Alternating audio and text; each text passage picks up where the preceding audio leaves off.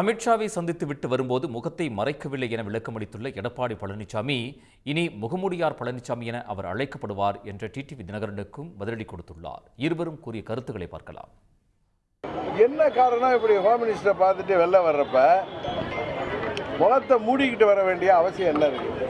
இதுவரை கேள்விப்பட்டிருக்கீங்களா? அரசியலில் எந்த ஒரு கட்சி தலைவராவது டெல்லியில் சென்று அல்லது வேறு எங்கோ கூட்டணி கட்சி தலைவர்களை சந்தித்து விட்டு வரும் பொழுது இப்படி முகத்தை மூடிக்கொண்டு ஓடி வருவதை பார்த்துருக்கீங்களா? யார் இப்படி முகத்தை மூடிட்டு வருவாங்கன்னு உங்களுக்கு தெரியும்.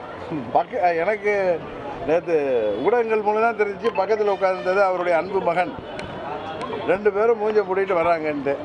இதுக்கு பழனிசாமி தான் பதில் சொல்லணும். ஆனால் சில ஊடகத்தை சேர்ந்த நண்பர்கள் சொன்னாங்க, அது நாங்கள் இல்லை, வேற யாரோன்னு. ஹோம் மினிஸ்டர் வீட்டிலேருந்து யாரும் மூஞ்ச மூடிட்டு வெளில போக வேண்டிய அவசியம் இல்லை.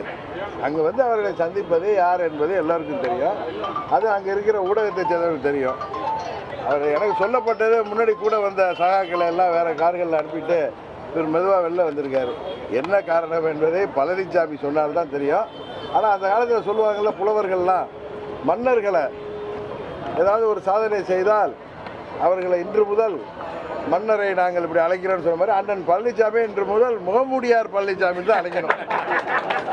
என்டிஏ எடுக்கின்ற அந்த கூட்டணியில் தான் திரு டிடி அவர்கள் இடம்பெற்றிருக்காரு. அந்த கூட்டணியில் அவர்கள் எடுக்கின்ற முடிவுக்கு நாங்கள் சம்மதிப்போம் என்ற ஒரு கருத்தை உங்கள் டிவியிலையும் பத்திரிகையிலும் செய்தி வெளியிட்டார்.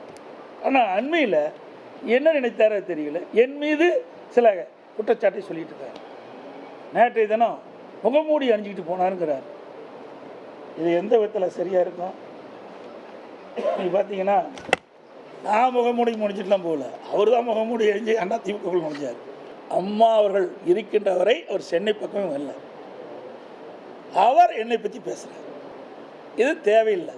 அவர் எந்த உள்நோக்கத்தோடு பேசுகிறா எனக்கு புரியல. உடனுக்குடன் செய்திகளை தெரிந்து கொள்ள சன் நியூஸ் பெல் ஐகானை கிளிக் பண்ணுங்க.